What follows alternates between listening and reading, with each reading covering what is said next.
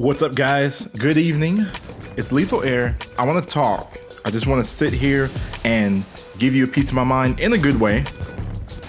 If you're wondering why I haven't been streaming, I've honestly not got an answer right now. We're going to talk about that another time, another day, another video. Today, I'm actually going to break down some of the mental strategies, some of the things that can and will prevent you from winning a game. And the first thing I want to point out is weapons. Now, every season or every couple of weeks or so, there's always a new item, new balance. Weapons are vaulted or nerfed or buffed. Every time there's a new weapon added to the game, everyone just goes crazy to get this weapon and thinking that the next thing that comes out, that's just going to be the thing that's going to help them to win games, such as storm flip grenades, shadow grenades. The list goes on. When the LMG came out, when the heavy sniper came out, when the Deagle was buffed, pump shotgun, combat, tac, and now a drum shotgun. The thing is, if you want to get good at Fortnite, consider a lot of the weapons that when you get, you die. You die with the weapon. You don't get kills. You may get like a little bit of damage on your enemy and you die. If you land, you get a great pistol. Your enemy has a tac shotgun, or worse, a combat or RPG. So glad the boom bow was vaulted. Things like landing and getting an infantry rifle when all of your enemies have AKs, shotguns, explosives, SMGs. Now the revolver's unvaulted, and I can remember a time when I used to land in Fortnite and get a revolver. It was the worst feeling, because someone with a pump shotgun could easily just one-shot you. A revolver.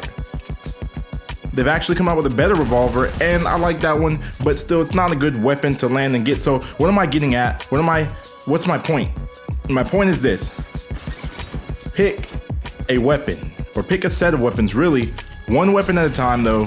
What you're going to have to do to get better going forward is practice with one weapon.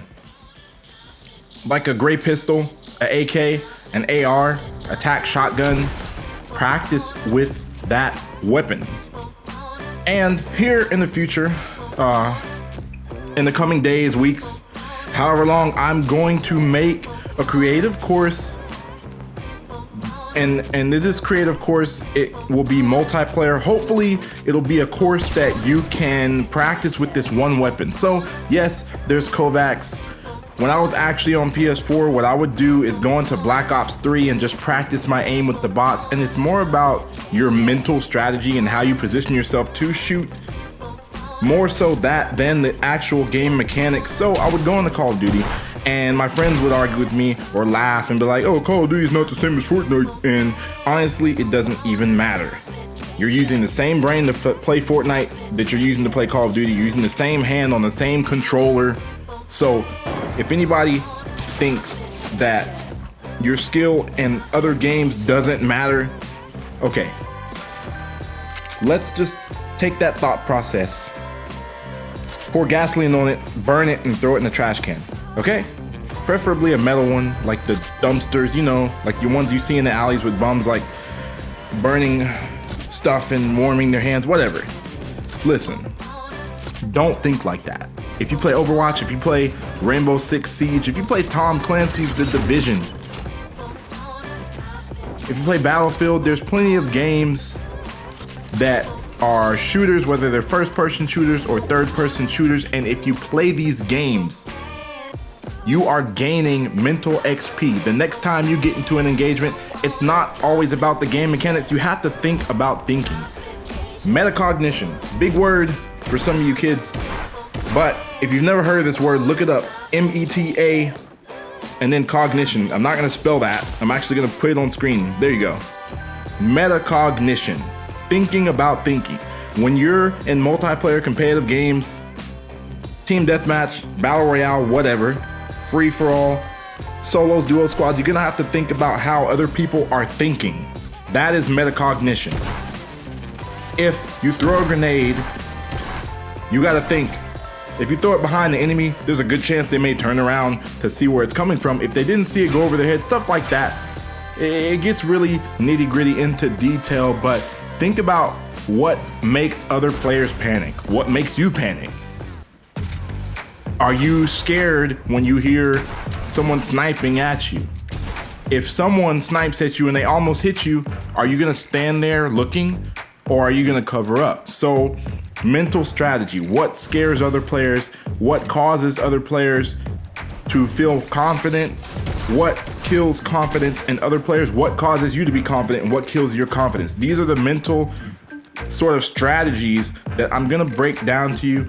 This is one of many videos, like I said, and I haven't been streaming because I'm just seeing this huge sort of story and just content that I can make unfold.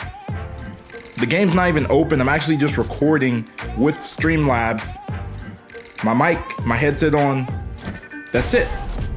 I'm recording and I'm trying to let this creativity flow in a different way. So mental XP, this is the strategy. When you're playing the game, when you're playing any game, Apex, Fortnite, Call of Duty, Black Ops 4, Black Ops 3, Battlefield, CSGO, Siege, Overwatch, anything. It is mental XP. You're competing against other players and beating them at this mental game is what allows you to win Fortnite. Mechanical skill, practicing, yes, sure. But remember the first thing that I said, you play on so many different weapons.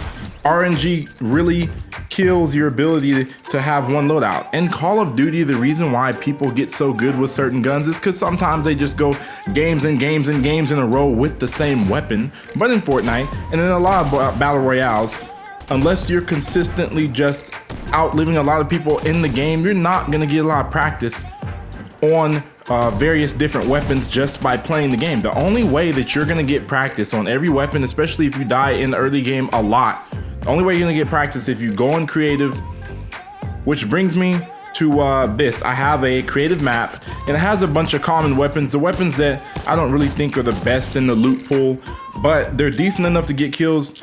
I actually practiced for like an hour with the gray pistol and I landed, and lo and behold, I landed at Mega Mall and I got a gray pistol. There was a guy across the way with a combat shotgun, but I was actually pretty calm because I practiced with it. And so just think about how much practice you actually get with any of the weapons that you get when you're playing in the game. You have different skills that go into the process of aiming and hitting your target and knocking your opponent. So whenever you're practicing with a gray pistol, you get that gray pistol, no one's gonna kill you, and you drop it and go back to lobby and then get like attack or get a sniper. You're gonna get that gray pistol in creative, and you put an hour into practice. You could pick one weapon a day to practice for an hour with just that weapon, no combinations of weapons. Practice on a weapon that you don't normally do good with, like a gray pistol or a revolver or attack shotty or an AK. If you don't like AKs, hunting rifles out of the game, unfortunately can't practice with that. Won't really matter, but any weapon you can think of. In season 9, that is just a weak point for you, a weapon that you get and you hate getting when you land, when you die. I'm sure you can think of that weapon right now. But if you enjoyed the video, if it helped you out, let me know down in the comments section. We're gonna continue to bring you mental strategy. I'm not even sure what the name of this is, but it's gonna go on the playlist. It's gonna be a series. This is day 1, and hopefully I've talked for about 7, 8, 9 minutes. Who knows? Leave a like and we'll see you next time.